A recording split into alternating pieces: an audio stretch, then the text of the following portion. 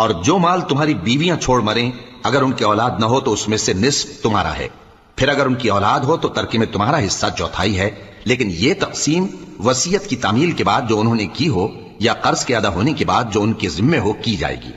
اور جو مال تم مرد چھوڑ مرو اگر تمہاری اولاد نہ ہو تو تمہاری بیویوں کا اس میں چوتھا حصہ ہے، پھر اگر تمہاری اولاد ہو تو ان کا 8واں حصہ ہے۔ یہ حصے تمہاری وصیت کی تعمیل کے بعد جو تم نے کی ہو اور ادائے قرض کے بعد تقسیم کیے جائیں گے۔ اور اگر ایسے مرد یا عورت کی میراث ہو جس کے نہ باپ ہو نہ بیٹا مگر اس کے بھائی یا بہن ہو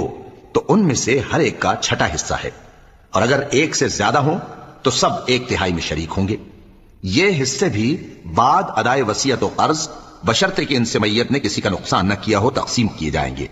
یہ اللہ کا فرمان ہے اور اللہ نہایت علم والا ہے، بردبار ہے۔ یہ تمام احکام اللہ کی حدیں ہیں، اور جو شخص اللہ اور اس کے پیغمبر کی فرما برداری کرے گا اللہ اس کو بہشتوں میں داخل کرے گا جن میں نہریں بہ رہی ہیں، وہ ان میں ہمیشہ رہیں گے، اور یہ بڑی کامیابی ہے۔